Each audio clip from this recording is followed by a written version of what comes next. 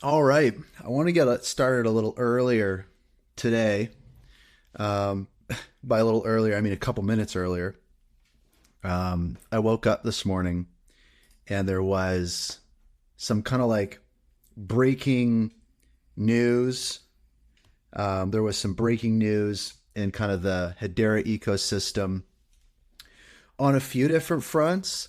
I saw some stuff being shared by Hedera in regards to a new use case from EDF, and then also some more information regarding COP28 and kind of where Hedera and the foundation and a few other players like Envision Blockchain are going to come into the fold.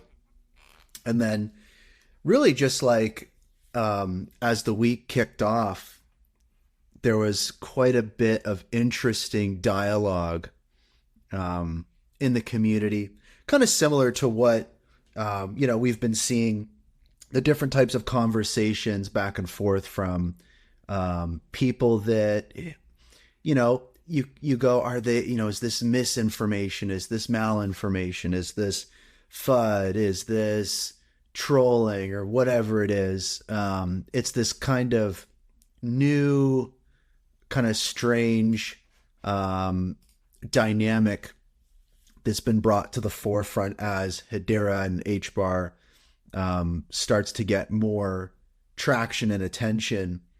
We're starting to get people interested, but unfortunately, there's a lot of outdated information. There's a lot of bad takes out there.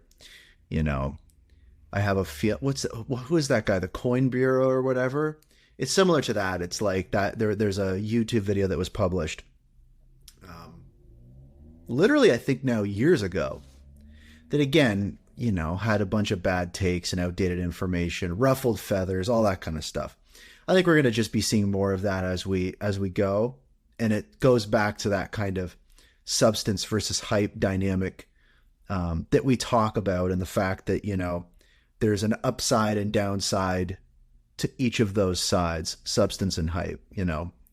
Kind of two double-edged swords in a way, one for each hand. I'm just looking at the trending topics on X right now too, and I see hashtag HBAR NFTs is trending. I do understand that these are tailored to me, so it's not as though the whole world is seeing HBAR NFTs trending, but X is letting me know. Thank you, X. We got a bunch of stuff to talk about today. Lots of odds and sods, but then we got our 10 main stories. We're going to talk about this kind of breaking news about the EDF use case running on Hedera for the renewable energy credits. It's a proof of concept. We've been seeing a lot of proof of concepts recently, and they're important. We're going to talk about the COP28 stuff. We're going to talk about Nomini Rubin's trip to Capitol Hill in Washington, like trying to communicate that, crypto isn't maybe as scary as, it's made out to be. And as, many folks know, Nomini Rubin is the head of global policy at Hedera. We're going to talk about the branding of HCS, the Hedera Consensus Service. There was a lot of great conversation around that that I've been having with people in the Hedera community. What's going on in the UK? I had a bunch of stories planned to talk about some arguably bullish takes from a government purview and policy purview in the UK, but then this morning was hit with something that's the exact opposite. So we got a bit of a hot and cold story. There's a new online payments platform integrated with Wix and Hedera, which is interesting. Wix being the major website hosting platform that a lot of people love and hate, or love to hate, or hate to love. Circle and Hedera Breadcrumbs, Hyundai and LG are teaming up on a use case, and some movement and drama and excitement and a story of overcoming challenges regarding Saucer Swap version 2. It's a big day. I don't have any anyone stopping by for the show today, so I think it'll be a nice streamlined show. I like having people stop by, but sometimes if I don't have anyone stop, well, I mean, someone might pop in and I might have them call in, but sometimes it's nice when I don't have anyone stopping by for the show. I can kind of just, ramble on and get through the news, which is nice. Although on that note, I do have David from Takeon on the show. We're doing an episode on Friday at 3:30 p.m. Eastern. I'm going to have David on. He's the founder of Takeon. For folks unfamiliar, it's this, it's kind of like Dropbox, and it uses Hedera, and it's been stress tested by the U.S. Air Force, and they have funding by the Department of Defense. I actually had a really great conversation with David in LA recently at the Hello Future Live thing. We chatted about, it's funny, we chatted about music mostly, but his platform is very interesting. And he's been in the ecosystem since, I think, 2018. He was a SAFT investor. So that'll be a fascinating episode. So stick around for that. I'll be announcing that later today. But yeah, this should be, it's just me today, guys. It's just me. With that, hello from Ottawa, Canada, everyone. My name is Brandon Davenport, aka It's Brandon D. It is Wednesday, November 29th, and you're listening to episode 102. Wow, it's really weird to say episodes in the hundreds. Crazy. 31 billion. This is a weekly news show where we cover the top 10 stories related to Hedera, HBAR, and everything in between. You can listen live on X Spaces every Wednesday at 12 p.m. Eastern, 9 a.m. Pacific, and subscribe on Apple Podcasts, Spotify, YouTube, and other platforms to hear past episodes. And like I said, we're doing an interview episode. I got some other interviews planned as well to end out the year, which will be fun. So stay tuned for those. Get all the info you need about the show at itsbrandond.com/HBAR. And for everyone listening live on X now, check out the post pinned to the top for a list of our stories we're going to talk about, and also take a moment to share the spaces with your friends. And if you've got some interesting news people should know about, click the comment button on the bottom right. Let me know about it. I'll make sure to mention it. But yeah, take a moment now. Share the spaces. Hashtag HBAR, hashtag whatever you want. I mean, HBAR NFTs is trending. I don't know. Do your thing. Let's get some folks in here. So let's dive into it here real quick. Obviously, title of the show, 31 billion transactions. I'm going to quickly go to, there's a great chat GPT plugin for Hedera that kind of communicates with the network, communicates with the main net. And I'm going to ask it, what is the current TPS? And we'll see what it does. But I'm interested to know that right now. So it says that the current TPS is about 2,228. And I'll ask, how many transactions have been done today so far? It's asking me for the time zone. I don't have the brain power for this. Anyways, the Hedera Chat GPT plugin is great. Something. A lot of people have been posting online that GPT has kind of gotten a little slower, a little lazier. I think they're having trouble scaling. So, but anyways, Chat GPT bot works good. But yeah, we're approaching 2,500 transactions per second average. And that's crazy to think about. That's realistically, that's like 1 billion transactions every 2 weeks, 2 billion transactions a month. And some of the stuff we're going to talk about today, it's not too far-fetched to say, very soon we could be, approaching 5,000 TPS or something like that.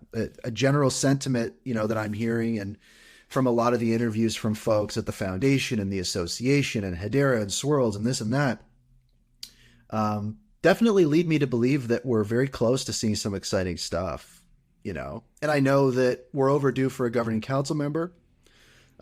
We're about to enter a really strange threshold in this network where we have these, currently these 29 governing council members that are term limited. And some of those governing council members' terms are coming up to expire in the new year, December 31st, or I guess January 1st.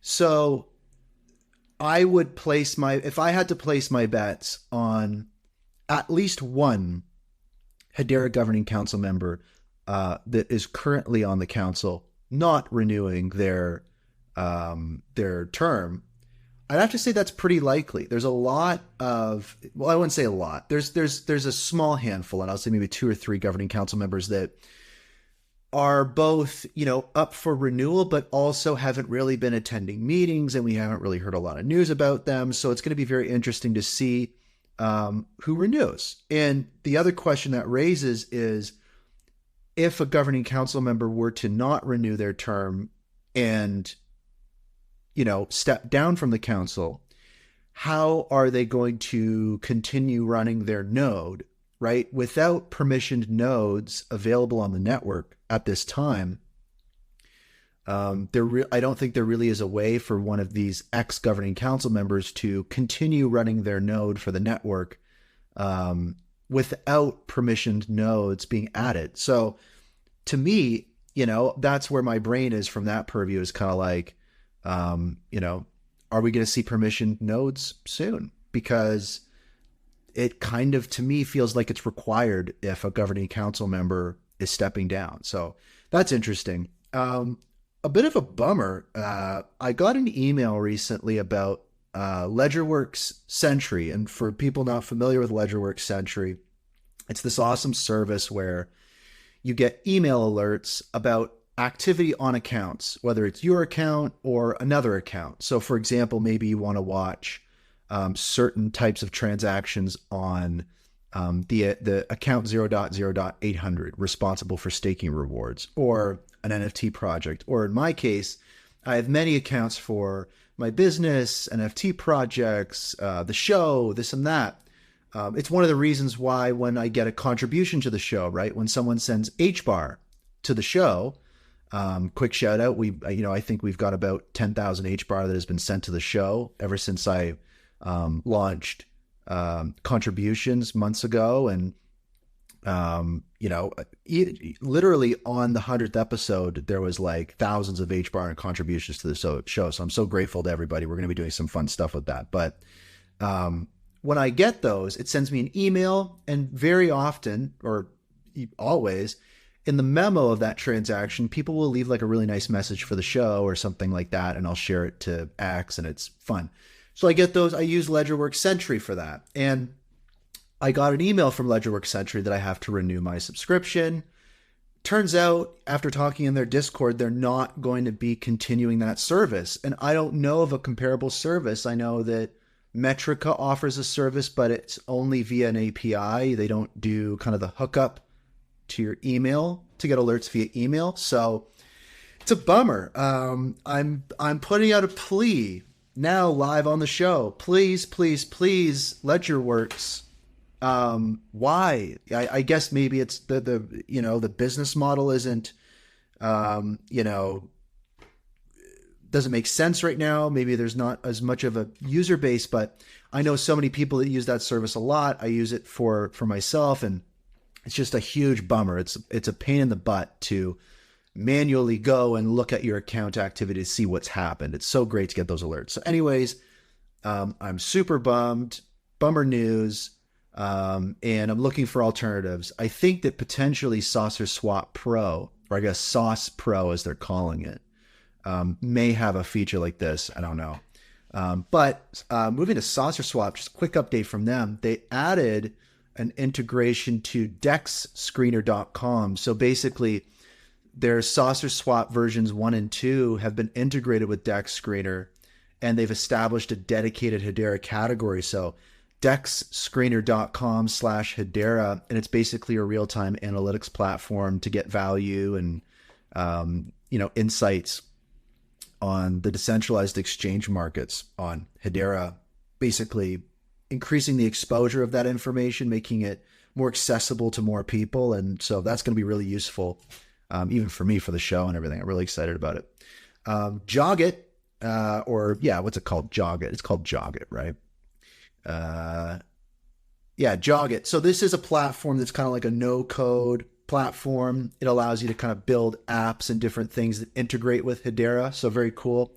The foundation, the HBAR Foundation, announced that Jog It is also integrating generative AI features to make dApp development on Hedera faster. So most likely assisting with coding or generating, AI generated, things. So that'll be great. Shout out to Jog It. I really think that, Rob Allen recently at Australian Payments Plus and community legend said recently that, he definitely recommends if someone's looking to get involved in the ecosystem, a great option is, you can for sure learn JavaScript or TypeScript or even maybe Solidity. But if you're not a coder per se and you want to start building on Hedera, I mean, there are great no code options to just start playing around and build stuff. So Jog It, shout out. There's a new football game coming to Hedera. There was a podcast. I didn't get a chance to watch it yet, but it's on the Gossip About Gossip podcast on Hedera. Michael Watford, founder and CEO of Galactico Manager.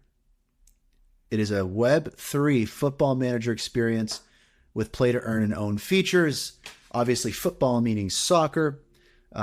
He did an episode with Zenobia, so I'm going to check that out a bit later, but just wanted to kind of put it on folks' radar. We're seeing quite a few kind of sport-type use cases, kind of like with Sphero World and Korra and Karate Combat and all these different types of things. So it's clear that the sports world is looking to Hedera for some interesting things. Cheyenne, who is also known as, what's the Twitter handle he has? Hold on. I can't remember his Twitter handle. It's like, everyone knows who I'm talking about. It's the guy, he's doing a spaces with a conversation with SpaceX, and the Hedera community soon. I have him in my DMs here. Tatsukiya Akamat. It's kind of a name ripped from a kind of Web3 legend kind of thing. It's a funny little meme type thing. But anyways, he is, making moves in the ecosystem. He's like out at events. He's like meeting people, taking selfies, doing partnerships. He's potentially helping certain companies move through the governing council onboarding process. And he's, well connected, and he shared a little, quite a bit about himself and his expertise and this and that. And he recently wrote an article detailing how, some ways that Hedera could unlock billions for the space industry. I've talked previously on the show about a abstract from NASA that involves Hedera. That was back in, I think, 2021 or 2022. But anyways, Cheyenne is making moves. He's doing stuff. He wrote this cool article. I'm going to link it in the show notes so you can go and check it out after the episode. But it's on Medium, and basically it just details a bunch of ways that Hedera could be used in space with SpaceX and this and that. I'm going to have him on the show, I think, next week. So that'll be a good conversation. But he is doing a Spaces as well on the 6th, December 6th. With someone from SpaceX as well, which will be interesting. So make sure to tune in from that. Let me see here. So a little bit of a breadcrumb or rumor here. Dovu put out a tweet recently, just kind of like mentioning that they're excited to see their partner MCM building their vehicle project in India. We've talked about this use case quite a bit in the show. We talked quite a bit about Dovu, and we'll talk about this a little later in the show. But what was fascinating here is Wise Token responded to that tweet from Dovu and said, "GM HBAR, we are excited." So Wise Token is a cryptocurrency project on Ethereum, focusing on DeFi, and they're doing stuff like staking, lending, and borrowing. We are in desperate need in this ecosystem for lending and borrowing in DeFi. They're known for its use of asset-backed and algorithmic stablecoins, aiming to offer stability and security in the digital currency market, blah, blah, blah. So anyways, Wise Token is like an interesting project that definitely has some decentralized financial products this ecosystem's hungry for. They're commenting on Dovu's post. They're saying that they're excited about HBAR. And so Matt Smithies from Dovu responded to that and said, hey, are you guys deploying on Hedera? ? And Wise responded, we are interested. How can we chat? They're holding over 100,000 HBAR. So they're just really interested. And then Brady, the head of marketing for Hedera, responded and DM'd them. So Wise Token has some products we need. They're interested in Hedera. We're rocking and rolling. It's very interesting, very cool. Drop also published, folks unfamiliar with Drop, they're a wallet. They're focused on micropayments. They got the FedNow integration. We've talked about them quite a bit, yada, yada, yada. They just published a new white paper regarding micropayments, revolutionizing the streaming media revenue model. And we've seen proof of concepts from them before in regards to, streaming certain types of media for a fraction of a cent per minute, or renting doing a single, instead of paying a monthly fee to Netflix, being able to watch a movie for 5 cents or something, or whatever it may be. So it's these micropayment streaming media type things. There's a white paper. It's very cool. If you're interested in that stuff and you're interested in Drop, definitely go check it out. And then there was this, I have to look into this more. There's this use case from a company called Miotech, M-I-O-O Tech, the new standard for the luxury fashion industry to connect offline and online through one-to-one NFT collateralization of each product. They got these like little tags, and they're doing stuff. They said that they're going to be doing some stuff on Hedera. So it's going to be very interesting to see. So keep that on your radar, guys. Miotech, I guess it's Miotech, M-I-O-O Tech. Looks interesting. Kind of like Twigital's talking a little bit about kind of the luxury market. So definitely some kind of like, common stories happening here. But I want to talk about the big news today, big breaking story. Take a minute now, share the spaces. We're getting into the juicy stuff now. So EDF, as folks know, is a governing council member on Hedera. And basically they're kind of like, in France, they're kind of like the, a major player in the energy grid, power, all those kinds of things. So when you think about regenerative finance or, renewable energy credits or all these different types of things, you think about EDF. They've been on the council for a long time. I think we talked previously on the show as well about the fact that I think the government, kind of owns them now a little bit or something in that regard. Anyways, there's been a change of ownership in that regard. But the big story here in the headline from the official Hedera blog that was published just hours ago, EDF, RedX, and Recursive Labs collaborate on a proof of concept for automating renewable energy certificates transactions using Hedera. So these entities, all those guys, work together to create a system that automatically tracks and manages certificates for green energy, making it easier and more transparent for people to use renewable energy, especially when charging electric cars. That's kind of the initial wheelhouse that this proof of concept is in. And they highlight there's a global $19 billion renewable energy certificate market. And this initiative marks a significant step towards digitalizing. I never heard the term digitalizing, Jesus. And automating renewable energy certificates, enhancing transparency, efficiency of green energy, blah, blah. We all heard it before. So one thing that's interesting is this company involved with this, RedX, they just closed a $10 million Series A funding in October. So they've got runway. They're rocking and rolling. And Recursive Labs, they're a dev shop focusing on KYC DeFi, real-world asset tokenization, and they have a very sharp focus on Hedera and the Hedera ecosystem. So I can imagine them working on all sorts of different use cases in the space.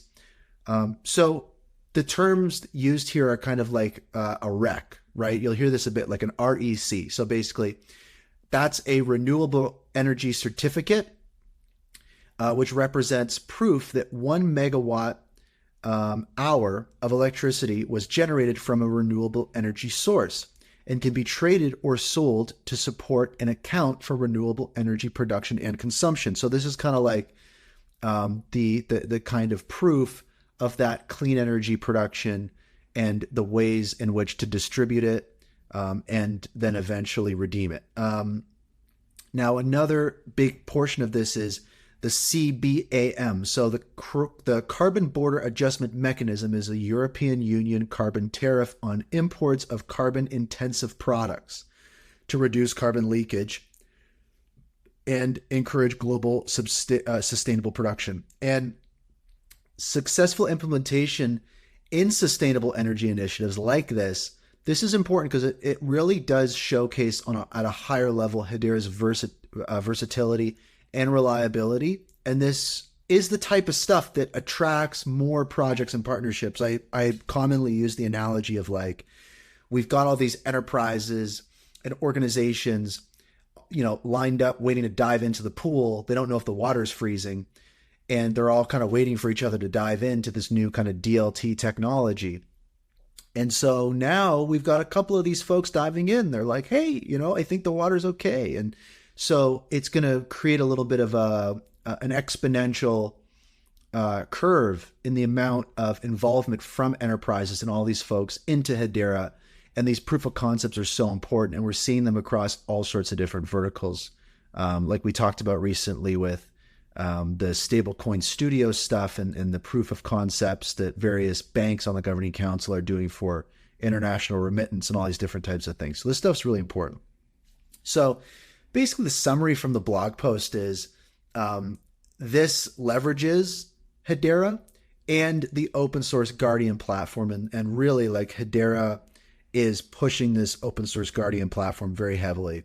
And this is going to be used for automating the issuance and redemption of these renewable energy certificates, aiming for a more efficient, transparent, renewable energy market. So the main problem addressed by this proof of concept is improving the transparency and efficiency in managing these certificates, and really enabling the tracking and automated handling of all this. Because traditionally managing these certificates is like a manual and intricate process.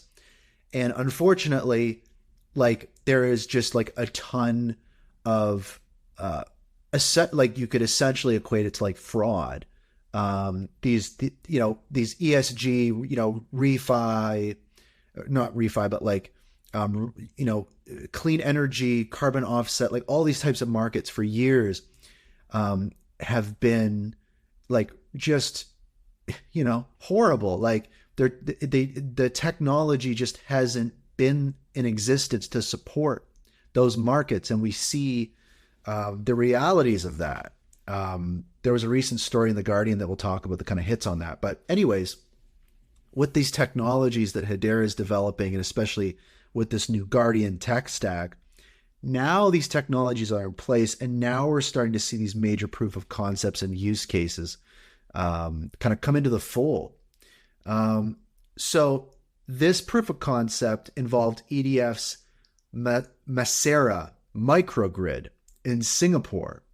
And so this demonstrated automatic redemption of these tokenized certificates at electric vehicle charging stations. So that was really interesting. And basically this ensured the match between the green energy production and the actual consumption. That's the missing piece here, is that real-time matching of that transparency.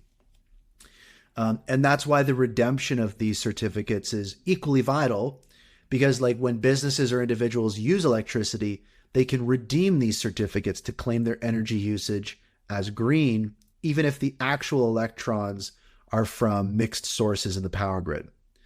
And the integration of these technologies that, RedX and Recursive Labs did, they allow for the full automation of the life cycle of these certificates. And so it starts to get your brain thinking about, okay, that life cycle, how many transactions are involved in that life cycle of one of these certificates, representing 1 megawatt hour of power, which is very interesting.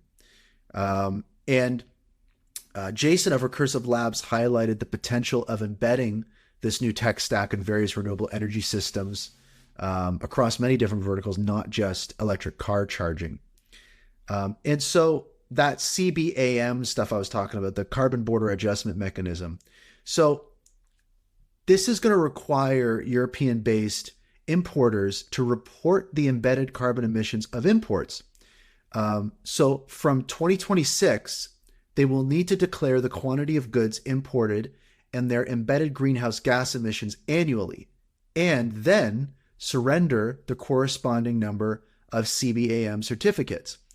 This policy is aimed at reducing carbon leakage and underscores the importance of that. So basically, this is like an impending, upcoming policy change in the way that you do business. And this technology is in such high demand. And it's very cool to see all the kind of work that Hedera has been doing over the years, especially constructing the Guardian and being like super well positioned. So there's a quote here from Edward, who's the managing director at EDF Lab Asia Pacific, and he said, quote, "With our expertise in renewable energy and electrical vehicle charging, EDF is the ideal partner for this collaboration. Our commitment to sustainability aligns perfectly with the vision of a greener future enabled by DLT. We believe this collaboration will drive positive change in the renewable energy sector. We are shaping a future where renewable energy adoption is streamlined, transparent, and accessible to all." So really the question here is like, what does this all mean? Like, how does this actually work? Because these concepts are kind of like, pretty like vague to a lot of people that aren't steeped in this area. So I want to kind of break it down into like, in practice, they talk about, this use case and all of this kind of stuff being utilized for electric vehicle charging. And so how does this kind of all work together? So here's how it would work. So let's pretend, we're at an electrical vehicle charging station that's connected to a microgrid like the EDF Masara grid in Singapore that was mentioned in the article. So, solar panels and other renewable sources generate electricity feeding into the microgrid. You can think of all the different kind of renewable energy sources that might be feeding into that microgrid, right? Generating that energy. The system collects data from the renewable sources, right, to calculate the amount of green energy being produced. So that's kind of where this system leveraging Hedera comes in. On the one side is, okay, what kind of renewable energy is being generated, tokenize that, make that transparent, bring that trust. The green energy produced is represented as tokenized RECs, right? Those renewable energy certificates created and managed using Hedera's distributed ledger technology in the Guardian. So when an electric vehicle plugs into the charging station, it consumes electricity, obviously. The system automatically matches the energy consumed by the electric vehicle charger with the tokenized renewable energy certificates, ensuring that the energy used is certified as green. So if those charging stations are offering that green carbon negative power or carbon neutral power in real time, that has to be matched to those certificates. So this is incredibly powerful. Consumers have the option to adjust the amount of energy to be certified for each charging session, giving them control over their green energy consumption. So if you're like, I don't need all of the energy I'm using to charge my electric vehicle to be, green energy, it gives the end user control over that. The entire process from the generation of green energy to its consumption and the renewable energy certificate redemption is automated, increasing efficiency and transparency. So the number one question I'm seeing about this is, okay, so what kind of transactions is this going to, make on the mainnet? And we don't really know at this time, but if you look at just this particular use case for electric vehicle charging in your brain, you can kind of go, okay, so take the number of stations, the number of sessions, and the number of transactions per sessions, and there's your estimate. So, how many stations do they see this proof of concept or use case being launched in first? How many sessions are each of those stations going to be doing, right? How many electric vehicle charging sessions are going to happen? And how many transactions are involved with each session? And there's a rough ball starter estimate.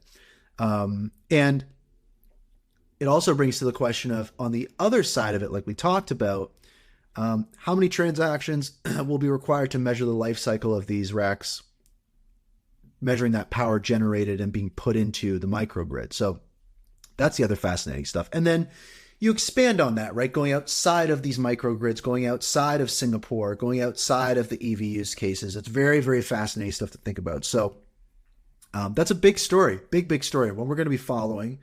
And this is the kind of stuff that encourages further adoption and awareness in the enterprise and government space for, these technologies that the Hedera is bringing to the fold. So our second story we're going to talk about is COP28 and Hedera. Obviously, this is basically just what is COP28? So COP28 is set to occur from November 30th, so tomorrow, to December 12th in Dubai, and is a crucial event for the ongoing global effort to address climate change. As part of the annual United Nations Climate Change Conferences, it brings together world leaders and representatives from 197 countries and the European Union under the UN Framework Convention on Climate Change. This conference aims to foster collaboration across governments, industries, and various sectors to meet the Paris Agreement's goals, particularly keeping the global temperature rise within 1.5 degrees Celsius. So basically, big event, lots of world leaders, lots of global stuff. Hedera is well positioned in this sector with lots of different great offerings like we just talked about, specifically the Guardian, and it's got some great example use cases to talk about. It's pretty obvious why this use case was announced that we just talked about a day before COP28 begins, right? You can connect the dots there. So folks like the HBAR Foundation, Envision Blockchain, who are the creators of the Guardian, and even like Christian Hasker from Hedera or Source Worlds, they're going to be there. And Hedera has an upcoming session that will be on December 7th titled Opening the Books on Climate Finance. And it's going to be moderated by the editor-in-chief of Cointelegraph, panel discussion. So Hedera's going really high profile, and they've got a lot of ammunition, and they're going to have some boots on the ground there. And it reminds me of the vibe I got from Davos. That was a very exciting time. And I feel like this is just Davos at a larger scale in a similar type of wheelhouse. And guys, Hedera is just so well positioned. And I think that their message is important. It's kind of like there's this criticism that is very fair criticism in this, in this space, which is like, sure, we want to, focus on climate change and carbon offsets and this and that, but it's all bullshit, right? It's like there's, it's the markets are opaque. It's all wizzy-wazzy. There's no truth. It's, there's a lot of money lost, this and that. We've even heard, for example, from Microsoft themselves, they said that there isn't enough carbon offsets in the market for their one company to offset their footprint. So there's just this disjointment of supply and demand. And so Hedera enters this space and they're like, well, we have these products that can fix these problems. And it's very exciting, and it's going to be a long path. But I feel like Hedera is pretty far along already. Now, the Carbon Business Council published a white paper, and this is going to be a part of what the HBAR Foundation is going to be talking about at COP28. And I know that the HBAR Foundation played a little part in this white paper. But basically, the white paper entitled Digital Infrastructure for Carbon Renewal, it was created by the Carbon Business Council. And basically, it emphasizes the pivotal role of digital technologies like AI, cloud computing, and blockchain in combating climate change by enhancing carbon removal efforts. And immediately your brain goes to, oh, this use case that we just talked about from EDF. And you can go back in the backlog of all these different use cases and proof of concepts from the Hedera purview that are so excited. And also in the white paper, there is an acknowledgement of Jonathan Rakoff from the HBAR Foundation for his review of the document. So HBAR Foundation is out in front of this, which is really cool. And the other component of this from a COP28 standpoint is the Global Climate Registry that we actually talked about quite in depth in episode 91 of this show. The carbon registry, like a carbon registry, basically is a platform that allows the registration, verification, and purchase of carbon credits. And so Carbonbase is this new kind of global climate registry that's a climate tech company, and they're focused on enabling effective climate action. They're partnering with ImpactX, that's a social impact catalyst for sustainable solutions. And basically, what they want to do is kind of highlight the fact that there are 4 carbon registries in the world, and they want to be the 5th, and they want it to be completely on chain, and they're going to be leveraging Hedera for that. And right now, the current carbon registries run on traditional databases. They want to use HCS instead, the consensus service, and they want to bring in the money flows. There are big money flows, and they highlight, for example, China will need to spend $17 to $25 trillion to meet their climate change goals. The US would be a similar scale, and other countries collectively will need to spend about $100 trillion. And the current crypto market is $1.5 trillion. The current green bond market is $1.5 trillion. So it's this massive upside potential that's just waiting on these tech stacks and this technology and these integrations and partnerships to come to fruition. And it really does feel like we're on track for that. And they've been selected for the COP28 shortlist. So basically the shortlist is like, it's called the UAE Tech Sprint shortlist, and it involves selecting proposals for financial technology solutions, aiding climate action. And basically participants submit their ideas. They submitted them by October 6th. They were shortlisted, and basically, when you're on the shortlist, the benefits are there's opportunities for further development, potential grants, proposals, all different stuff. So it's great to see again these kind of high-level initiatives moving forward at global scale, and it involves Hedera. And on the HBAR Bull show this week on Friday, Zepsi, who's an OG community member and is at the foundation. He mentioned that this is the chance for the HBAR Foundation to showcase the Guardian as the best tech for modernizing and bringing trust to the carbon markets, as I mentioned. And he specifically said there's been a lot of bad press about carbon credits. Recently, there was a piece highlighting that more than 90% of rainforest carbon offsets by the biggest certifier are worthless. So there's a huge pain point here, right? Huge demand and huge problems, and Hedera is positioned to solve those problems. Many people, Rob Allen, Zepsi, all these folks, they've specifically said that there will be lots of news and updates and exciting things happening over the next 2 weeks, specifically, obviously referring to the timeline of COP28. So are there going to be governing council member announcements? Are there going to be other major use cases and proof of concepts announced like we saw today? We're not going to know. Rob Allen said in particular, and Rob Allen is, again, back on the governing council. He said specifically, prepare yourself for many announcements out of COP28. And yeah, that's really big stuff. Now, next story, Hedera on Capitol Hill. So there's a letter that was written, and Nelmini Rubin, who is the head of global policy at Hedera, was involved. So Hedera tweeted out, proud to have Nelmini Rubin representing Hedera today as signatories of the Blockchain Association's letter to Congress regarding digital asset regulations convene on Capitol Hill to offer their expertise to policymakers. And the Blockchain Association tweeted, our fly-in is also kicking off now. Signatories from our national security letter will spend the day with policymakers on the Hill discussing the way forward for our industry. So what's this letter about? Basically, the letter is from former U.S. military members, intelligence officers, national security professionals who now work in the digital asset industry. And these folks include Nelmini Rubin at Hedera.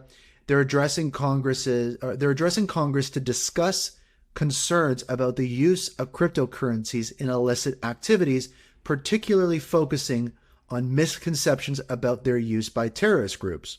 And the main concern is they argue that recent reports about terrorist groups like Hamas using cryptocurrency are exaggerated and misleading. They are worried these reports might lead to laws that could harm the U.S. and the digital asset industry. So these folks, including Nelmini from Hedera, going out front directly with policymakers at Capitol Hill to try and guide these conversations and bring those insights. I think this stuff's so important. It would happen regardless, but I think knowing that Hedera is, Hedera, the LLC, is taking such a strong stance and putting so many resources behind their involvement in this policy making, I think is going to pay huge dividends for this network. And basically, the key message here from this letter is the writers, support efforts to stop bad actors in the crypto world, but emphasize that most people in this industry are good and working on legitimate projects. It's true. They argue that the proposed laws might drive the digital asset industry out of the U.S., which would be bad for the country's security and economy. They highlight the importance of potential blockchain and crypto technology, mention their ability to transfer value globally without middlemen, aka explain it to these people like they're five. They offer their expertise to Congress to build a future where digital assets can be beneficial while also enhancing U.S. national security.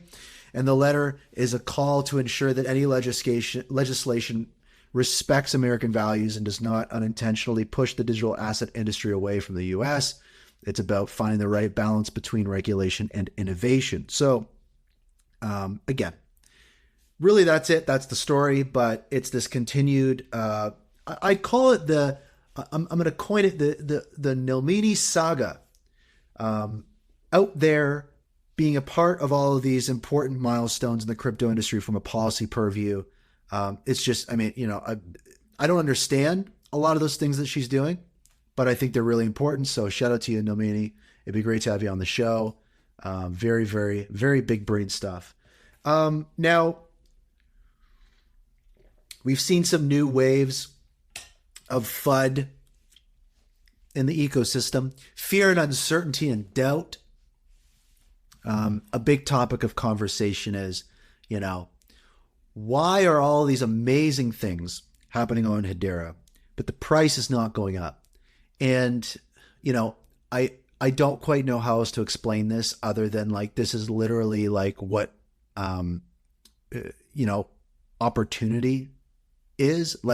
The whole point of investing, the whole point of, buying assets like this is to buy assets that have a big upside potential and are positioned well in their respective industries and are underpriced or undervalued or experiencing a strong macro downward pressure.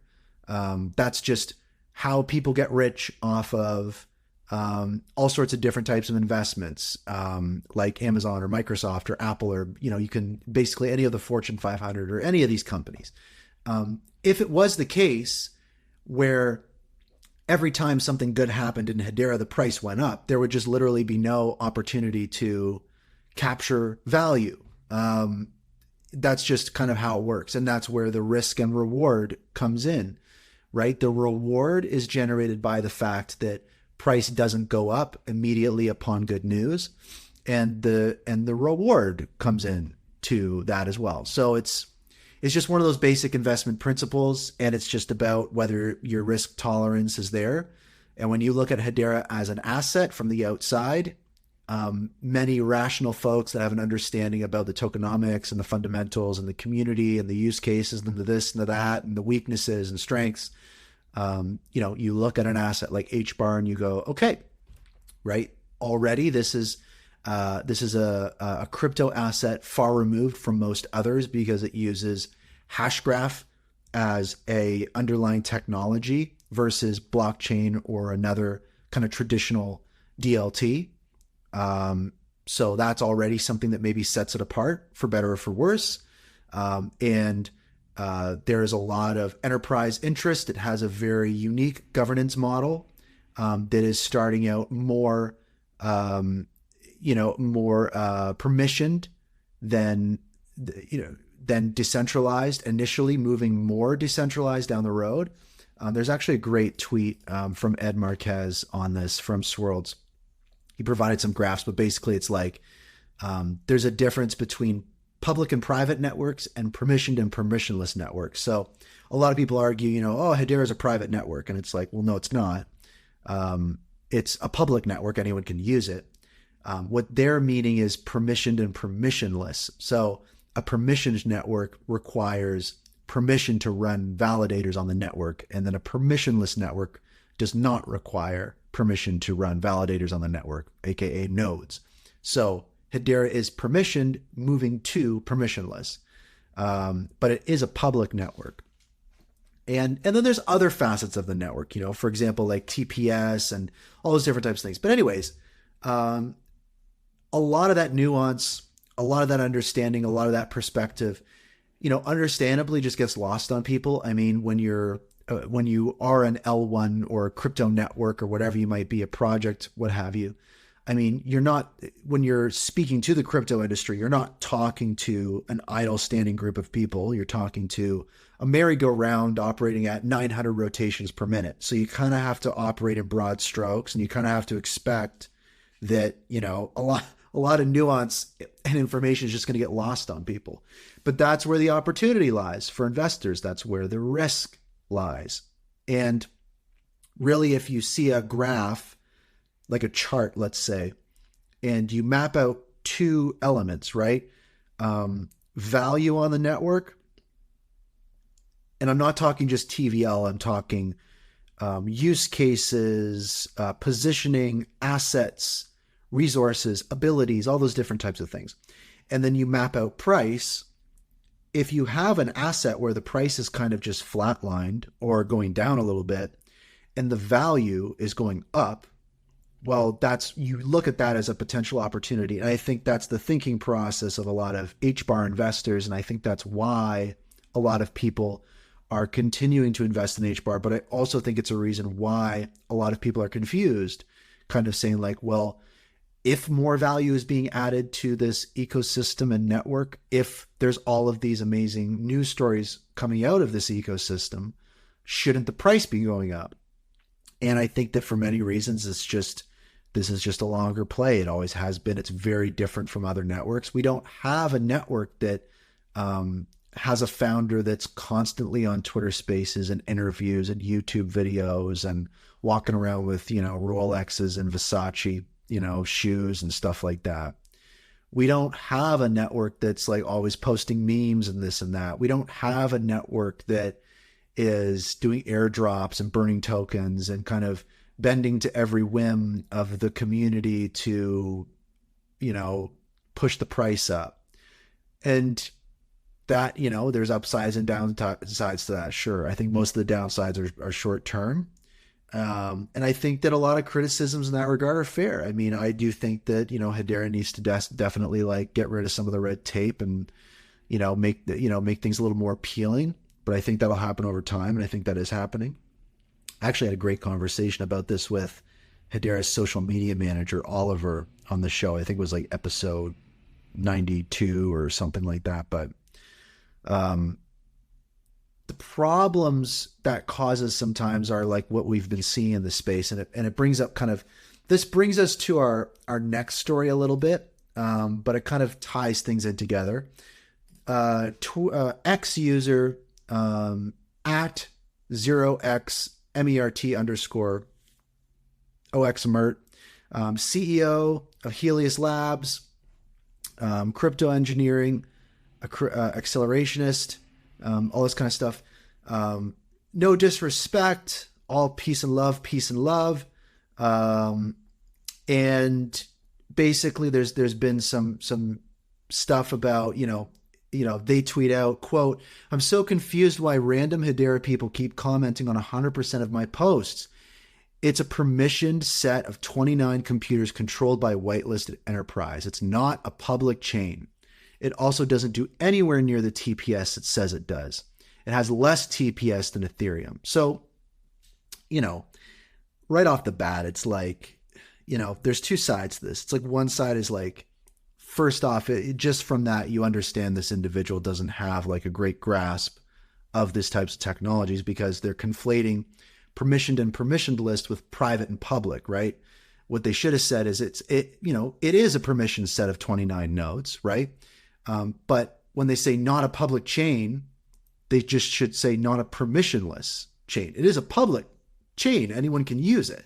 So there's just some misinfo. And the problem is that it doesn't seem like somebody who's open to learning about the network or what have you. Maybe they're a troll, maybe they're whatever, but it's just like this whole thing. And it's like everyone's freaking out. And I did a meme about it earlier, but it is what it is. I mean, it's like you've got this misinformation and people like looking up on Google. Like he's literally just like, or they are literally just, searching up Google and, screenshotting stuff. And they're looking for articles and information that validate their standpoint. Maybe in some cases, like I've talked about before, Hedera, Hashgraph, this is a disruptive technology.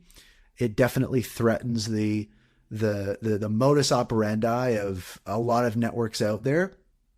And, I can empathize. It's like if I was invested in a network heavily that, that it could be seen that Hedera would be a threat to my investment. I would definitely, kind of like get my back up against the wall about it and not be initially super open to new information. It's just kind of, it's what humans do.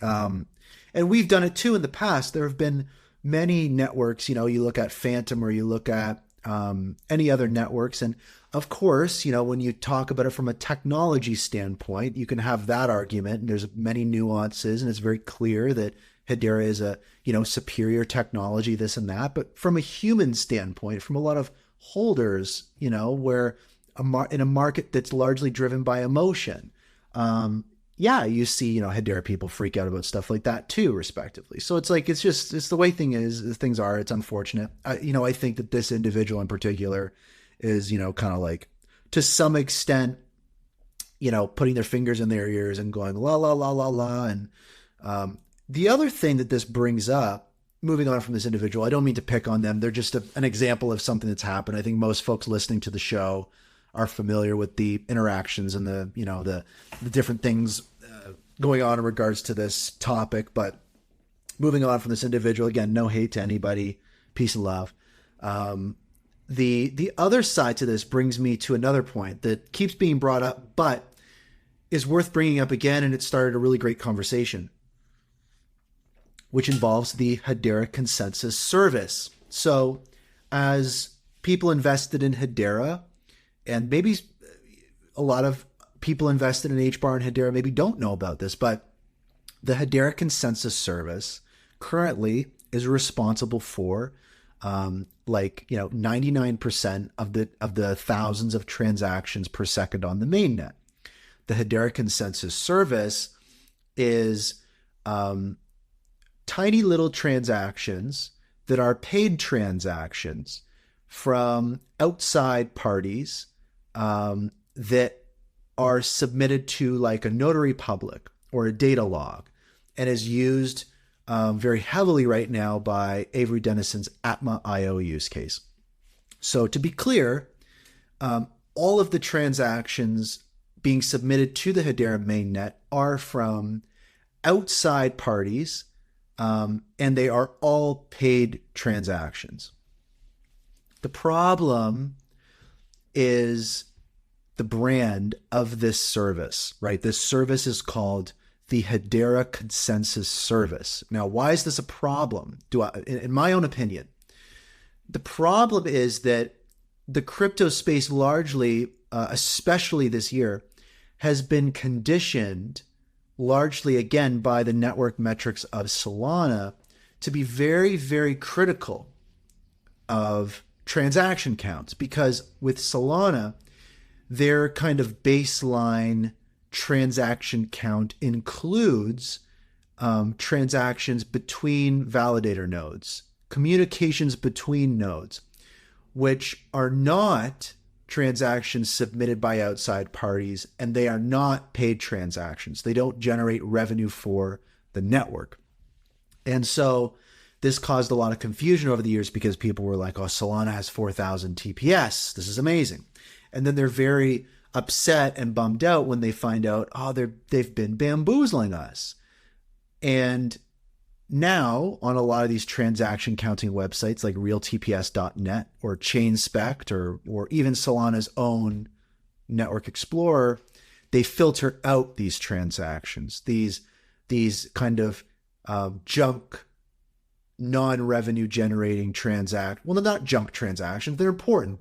Solana depends on those transactions for the network to function. It's nodes sending messages back and forth to each other, right? So it's important, but they're inflating the transaction count. So now those are filtered out, and people have a much better understanding of that, and rightfully so. People are highly vigilant and suspicious of any network that counts validator messages between nodes in their transaction count. Very fair, very, very fair. So now let's put ourselves in the shoes of somebody that doesn't really know Hedera that much, that it seems really cool, and they're checking it out. They look at a Network Explorer, and they're like, oh, wow, 2,500 transactions per second. Wow, it's crazy. They dig a little deeper and they go, I gotcha. It turns out that 99% of these transactions are from the Hedera Consensus Service. These are meaningless transactions that are used for messaging between nodes, just like Solana. They're trying to do the same. They're trying to do the same flim flam as Solana did. I got them. What I'm going to do is I'm going to go to Twitter or X. I'm going to make a post about this so people are aware. Hedera is pulling the wool over everyone's eyes. And then we end up in a situation like this where we see, these conversations that we've seen earlier. And, on one end you go, okay, but look a little further into this, right? Maybe it's worth, doing a little more research into this, and maybe, it's really easy to do a Google on this and get to an article or two that will kind of break down what the Hedera Consensus Service transactions are. And, you quickly learn that, they're paid transactions by outside parties. And, the real irony here too is that the Hedera network is on a gossip about gossip virtual voting algorithm. The nodes actually don't send messages between each other at all. That's the real irony here. That's what's so funny about this, is it's actually not even a component of the network. So on one side I go, fair, right? We've conditioned this industry to be super hyper vigilant and critical of any network that is including validator messages in their transaction account. But then on the other side as well, it's like, well, do a little more research into this. So again, you can understand where people land on both ends of that spectrum, and maybe why they'll come to the conclusions that they come to, the knee-jerk reactions that they have. And to me, I kind of go, is it time for a rebrand of the Hedera Consensus Service? Because the issue is, if the Hedera Consensus Service had a different name that was a little more clear on what the service provided and didn't allude to messages within the network, right? The name Hedera Consensus Service implies that this is, excuse me, that these are transactions needed for the network to come to consensus, similar to Solana. It's just, maybe it's a bad name for the service, and maybe it causes a lot of confusion. And maybe if it was changed, it would eliminate the need for some of these conversations and arguments online, because largely it's not a conversation or argument about the technology or about the network. It's battling against just bad branding, maybe. So it brings it to mind for me. And it's something that has been brought up before. The HBAR Bull mentioned to me that this is something he's talked about for a year, that he's seen as a potential problem. And to be fair, the folks who named this service, Hedera Consensus Service, probably weren't able to foresee this being an issue in the future. It's tough to see this type of nuance, and hindsight is 2020. So that's my take on it. Now, what are some potential alternatives for the name of this service? And what was really great about this is I shared a big post on this of all the ideas I talked about on the show just now. And what ended up happening was lots of people in the Hedera community commented on that post and were like, well, here's an idea that I have about how we could rename this service to be something a little more clear for people on the outside and a little more descriptive of what the service is, and hopefully eliminate confusion and inherently communicate that these are transactions submitted by outside parties that are paid. The Hedera Consensus Service, HCS, maybe doesn't do that so well. So what are these alternatives? Number one, and in no particular order. Number one, from the HBAR Bull, Hedera Notary Service, HNS. Number two, from HBO Daddy, Decentralized Consensus Service, DCS. So pretty similar. From Third Gen Crypto, aka Lance, shout out Lance, love you buddy. He's at Swirlds now. Hedera Ordered Data Log, HODL, HODL. So how great would that be if the Hedera Consensus Service, HCS, was rebranded to HODL? At Bird's Eye Ball says Hedera Certification Service. That's cool because it leaves it as HCS, so it's not too different. At HBAR 1000 says Shared Events Notarized Data, aka SEND, SEND, SEND. So kind of cool. At Run42.2 says Hedera's encrypted ledger distribution. I don't know if these messages are encrypted, so I don't think this is a good one. The only reason I added it was the acronym was HELD, so I think that's kind of cool. At Hello Future 01 says Hedera Data Stamping Service, HDS. That one's kind of good. At Oliver Jong says Hedera Data Logger, HDL. Very cool. At Fake Account 1299 says Hedera Ordered Messaging Service. At, HOMS, right? HOMS, kind of cool. At LeBron NFT says Hedera Paid Notary Service, HPNS, right? Really hitting on the fact that it's paid. So lots of really, really good suggestions. There's a couple more. Hedera Certification Service, all these different types of things. Hedera Record Service from at HBAR Tata, a frequent listener of the show, shout out. So there's a few different good ones, and I think it's worth a discussion. I don't know if it's a topic that's been discussed by the governing council, but seriously, it's time to discuss it, because if there was a time to rebrand this service, it would be now, before the kind of mass adoption spike happens. And rebranding it, I don't know what it entails. I don't know if it's as simple as updating the website and some presentations and this and that.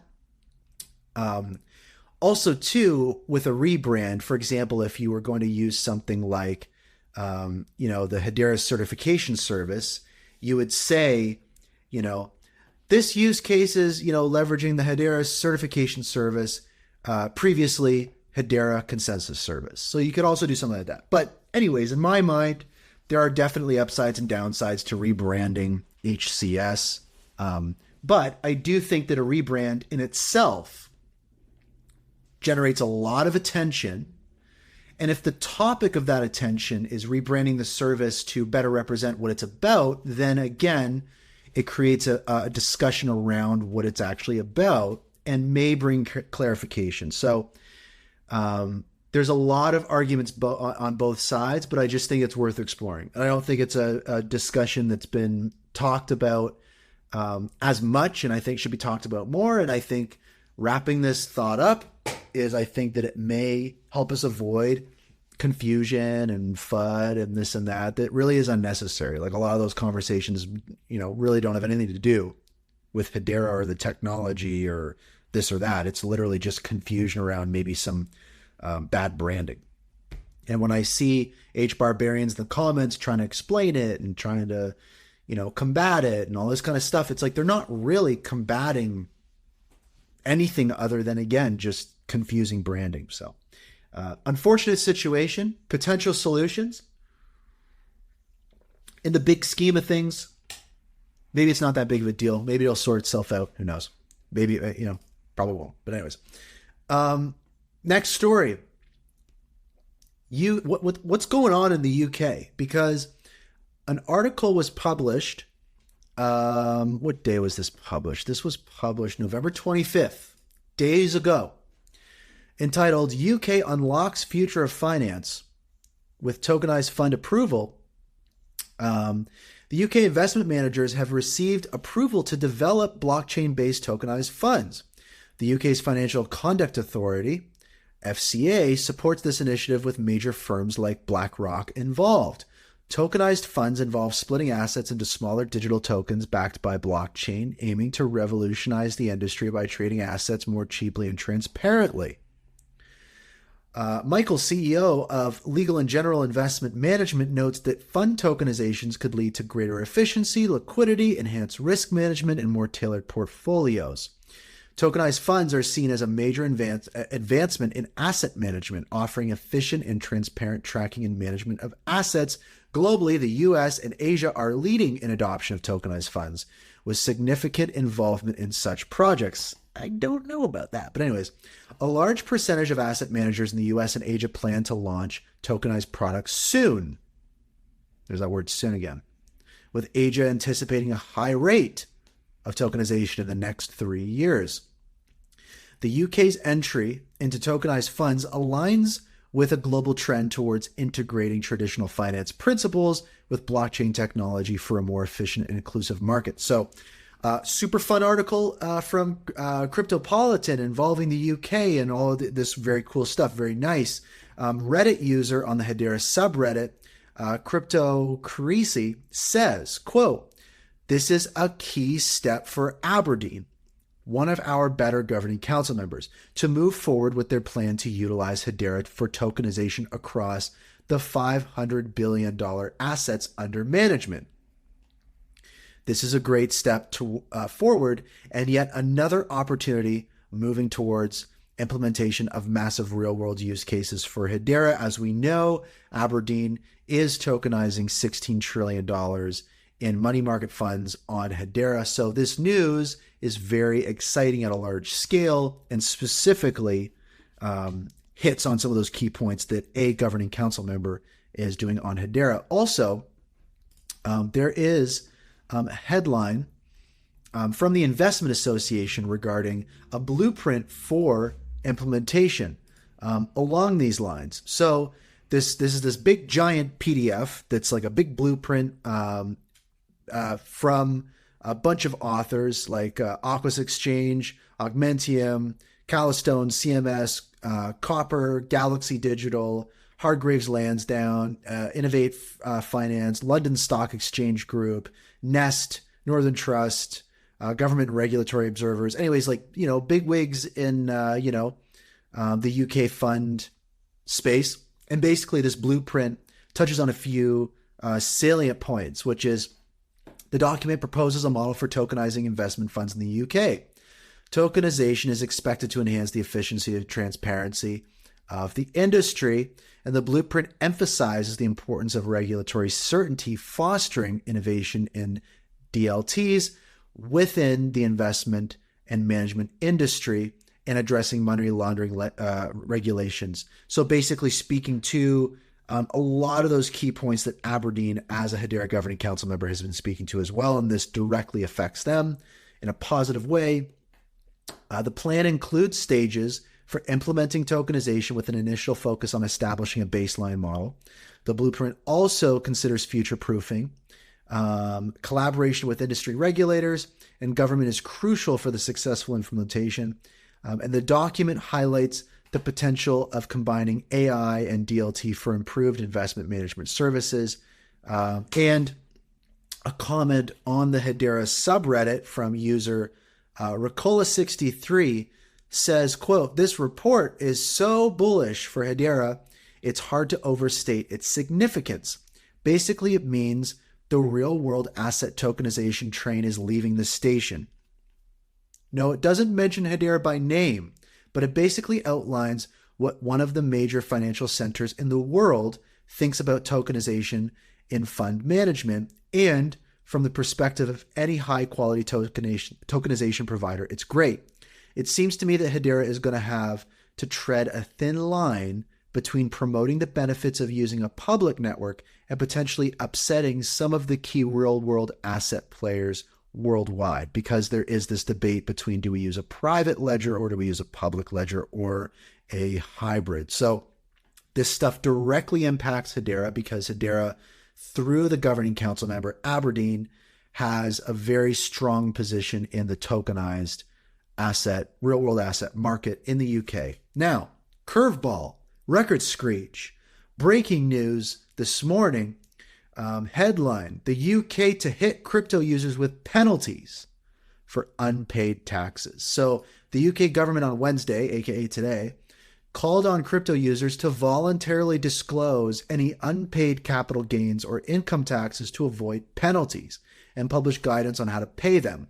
Users who have already made crypto tax disclosures to the UK Treasury have 30 days from the disclosure date to make all necessary payments. If the deadline is not met, the Treasury will take steps to recover the money and users may face penalties. So, two sides to the coin.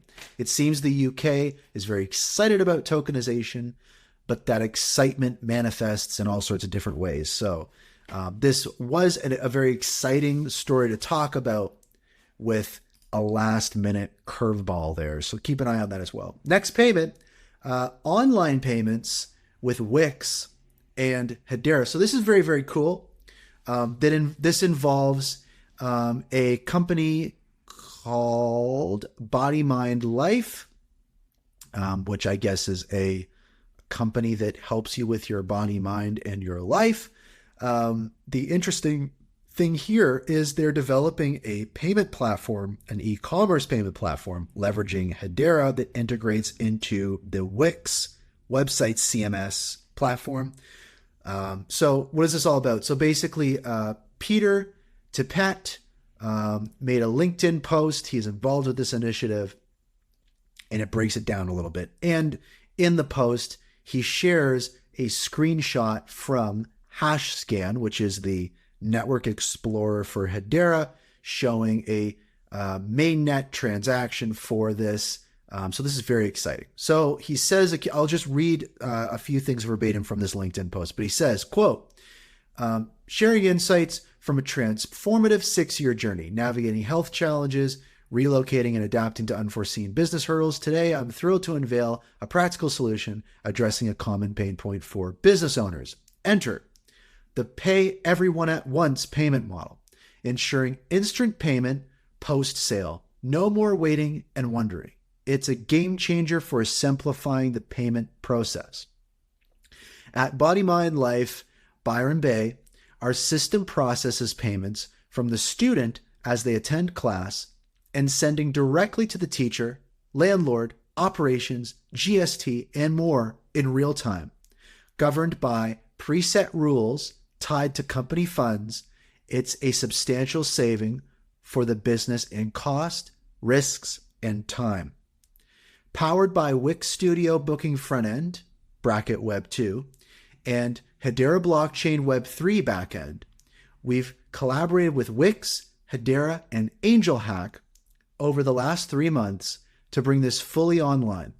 We just pushed it live as a beta this week with plans to go live within a week. So next week, this should be fully live. This is just the beginning Our roadmap envisions closed-loop systems for communities, empowering them to compete with larger businesses by enhancing efficiency. So imagine that when you pay for a class as a student, immediately that payment is broken up into all the funds for, as was pointed out, the teacher, the landlord, operations, taxes, all those things in real time, instantly. So very, very big potential use case, which is really, really exciting. And I think that is really, really great. So this is a story to keep an eye on. And if you have a Wix website or you're using Wix Studio Booking front end, you may have access to a new payment option leveraging Hedera in a really unique way. So keep an eye out for that. Before we move on to our next story, some breaking news just out now from Karate Combat. DEX swap is enabled and live today in the Karate Combat iOS app. So you will be able to swap tokens inside of their app. So that's very exciting. Our next story is just a really quick one involving Circle, the makers of USDC, and Hedera, and some breadcrumbs. So the first breadcrumb comes from the recent launch of Galaxy's sending crypto as DMs feature. So we talked about this last week. For those unfamiliar, Galaxy, the social media wallet on Hedera, launched a new feature where you can send crypto to your friends via DMs, leveraging the Hedera network and USDC on Hedera, also known as HUSDC. And the, I believe, CEO, the co-founder and CEO of Circle, the makers of USDC, retweeted this and is very excited about this. And it's very clear that they're aware of Hedera and they're very excited about Hedera and the benefits that the technology of Hashgraph can bring. Furthermore, Rob Allen, who again we've talked about quite a bit, posted a photo on November 24th of he and the CEO and co-founder of Circle in Singapore. And Rob Allen says, quote, what's his name? Jeremy and I discussed Hedera and USDC in Singapore. They are a great partner on many of our payment initiatives being built on the Hedera network. So it's, and again, Rob Allen is now a governing council member once again.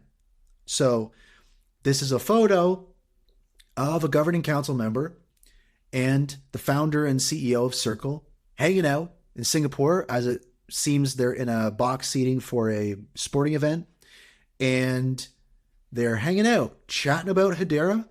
And, I think that this is very, very interesting stuff when you tie it all together. There are also, of course, other breadcrumbs to be looked at when it comes to the Circle and Hedera purview. And as we know, there's a lot of USDC minted natively on Hedera, but it is underutilized, and Galaxy is hoping to utilize it more. So there are problems to overcome, but there are substantial breadcrumbs to this potential partnership, and it gets your brain thinking. I'm going to put my tinfoil hat on. Would we see Circle joining the governing council? Right? They're already aware of and excited about Hedera. Tinfoil hat. Taking the tinfoil hat back off. Our next story is regarding Hyundai and LG. LG being a governing council member, and Hyundai Hyundai. As we know, Hyundai is building a Hedera use case for their supply chain, leveraging, I believe, the Guardians. So again, ESG type stuff, regenerative finance type stuff that was announced earlier this year. We did talk about it in depth on the show, but this is a company and enterprise outside of the governing council building on, Hedera. So that's exciting. Now, where does LG come in? So a press release was released by LG titled LG Art Lab. LG Electronics is teaming up with Hyundai Motor Group to bring its cutting-edge WebOS for automotive to the luxury Genesis brand. Genesis being a brand from Hyundai. It's a type of car. Very cool. So, what's the key points from this? So basically, LG Electronics will apply its in-vehicle infotainment system featuring WebOS for automotive to Hyundai Motor Group's new Genesis models. This collaboration is LG's first introduction of its automotive content platform, leveraging the success of WebOS in the smart TV market. It also features a partnership with YouTube, so again, YouTube being a Google/Alphabet property, and Google also being a governing council member on Hedera, another little thread there.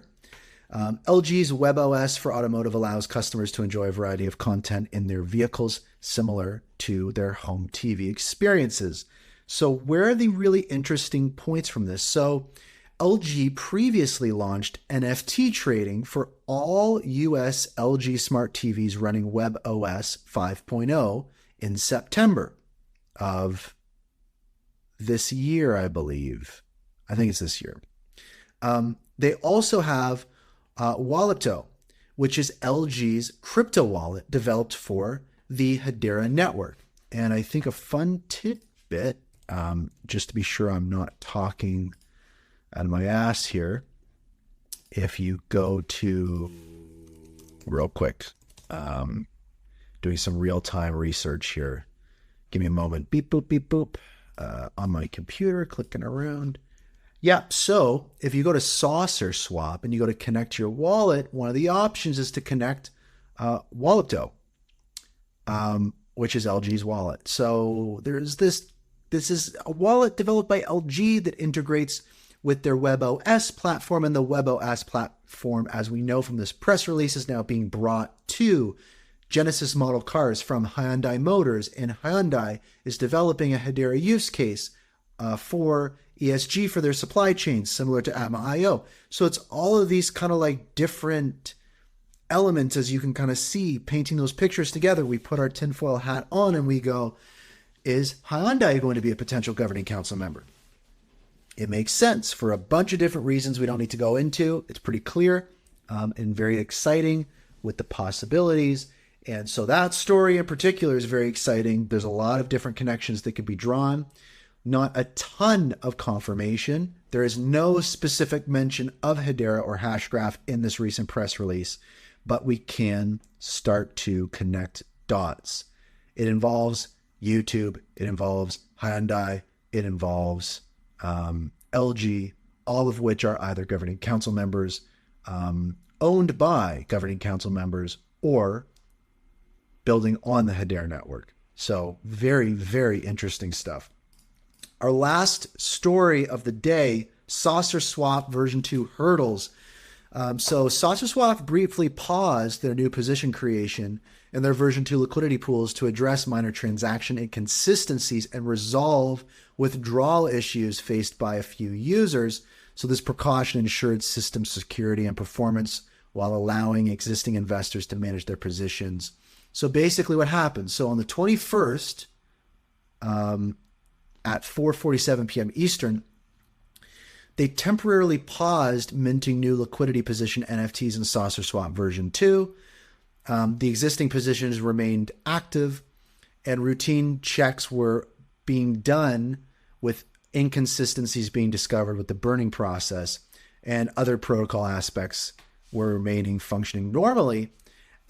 Later that day, or the next day, on the 22nd, the minting of new positions in version 2 were still paused. Withdrawal fee claims from current positions were made available. They reminded folks that version 2 services and swaps and staking were operational, and they were addressing isolated withdrawal difficulties for some users. The next day, on the 22nd, identification of the root cause for withdrawal issues were discovered. The creation of liquidity positions in version 2 remained offline. They took a break for Thanksgiving, deserved it. And they were hoping to resume operations on Friday or work on this on Friday. And so on the 24th, it was still paused, the creation of new positions on the version 2 protocol. They were offering assistance, and they were doing some final checks to bring things back online. And then 2 days later, on the 26th, they were doing some final testing for a solution. they brought version 2 swaps back online, and they were saying an announcement would be coming. And then on the 26th, that same day, later, the position and creation of version 2 pools were back online. They deployed an updated non-fungible position manager contract. They addressed an issue with the previous version, and they shared some technical details about the new contract. They created a new migrate page, and basically they kind of got things back up and running. It was quite a saga, but I think was handled really, really well. I think that I say this quite a bit, but it's always best to judge projects when they're dealing with adversity. It's really hard to judge products when things are going really, really well. So when you see a project like Saucer Swap have something go bad, right? Something go wrong. It's a time when you can really judge the project. And I think that the ways that Saucer Swap dealt with the issue, and the way that they applied the solutions and walked through everybody and communicated, I think it was really great. And I think that it definitely speaks to the character of the project. So I want to kind of commend the Saucer Swap team on that. It was, definitely felt touch and go from a community standpoint. But I think overall overcoming it, I think raised confidence in the platform. So shout out to the team. I always like to, highlight important stuff like this and, congratulate people on overcoming stuff. It's important. Now, if you do have version 2 liquidity positions as NFTs that were affected by this, there's a new page, saucerswap.finance/migrate. It has the steps that you need to do to rectify the issue, and you'll be taken care of. It'll be all good. Don't worry about it. It'll be fine. So, quite a show. I forgot to mention, too, if you'd like to support the show, a lot of people ask me, hey, how can I support the show? As a lot of people know, I don't do advertisements. I don't do sponsorships, even though I get offered those. I much rather have the show be community supported. So there's a post pinned to the top of the spaces here, and it's really easy. You can just basically send some HBAR to an account, and I use it to pay for services that I use for the show. There are quite a few services that I pay for to help with research and all sorts of different things. I spend about 10 hours a week producing the show. And there's some new equipment that I'm going to be purchasing for the show. I am hoping to purchase that equipment very, very soon. I have the funds to do it now from the show. I've moved the funds and made them available for the purchase, and the purchase will be a new microphone, a proper podcast setup. We want to have theme songs. We want to be able to play clips and all that kind of stuff. And I want to sound better on the show. I want to be able to produce the show faster so I can instead focus on the quality of the content. So very big stuff, major milestones reached. Just want to, I'm so grateful to all the supporters of the show. It really, really means a lot. I really enjoy doing the show, and it just, this show averages about 500 listeners every week on X Spaces and hundreds more on different podcast platforms. And over the years, I've covered every major Hedera news event and almost every juicy rumor. And the best thing is, I've been able to do it all live, which I really love. I love doing the show live. It means a lot. Even if it's just me, like this episode, it's just great to have the opportunity to react to things in real time, which is important. And I like doing interviews and all this different stuff. We've had a lot of amazing guests. We had 13 amazing guests on episode 100. If you haven't had a chance to listen to that, go listen to that. If you'd like to support the show, consider making an HBAR contribution. You can send a contribution to enthusiast.hbar using your Hedera wallet. As I said, fund memos are appreciated. The full Hedera address is in the podcast show notes in the post pinned above, in the YouTube description, and all that kind of good stuff. Get all the info you need about the show at itsbrandond.com/hbar. And a free way to support the show, just leave a rating and review on Apple Podcasts or Spotify or Google Podcasts. Leave a comment on YouTube. it literally helps big time. It tickles the algorithm, and it really helps the show. You can also leave a tip on Galaxy or DM me on Galaxy. That also works. Galaxy is actually like amazing. And so the week continues. Before I share my final quick thoughts, a huge shout out to everyone listening live right now. Another huge shout out to everyone listening to the recording on Apple Podcasts and Spotify and YouTube. And again, an extra shout out to contributors of the show. And this was an important show. There was a lot of big stories. It does feel like a little bit of a calm before the storm. I think we're going to continue to see conversation and confusion about Hedera. It is a very strange and exciting and weird time for this ecosystem. I think a lot of exciting things are going to happen. We don't know when, and we don't know if it will affect the price. It's just that kind of time. The transactions keep racking up, and we're waiting on a bunch of stuff. We're waiting on permission nodes. We're waiting on community nodes.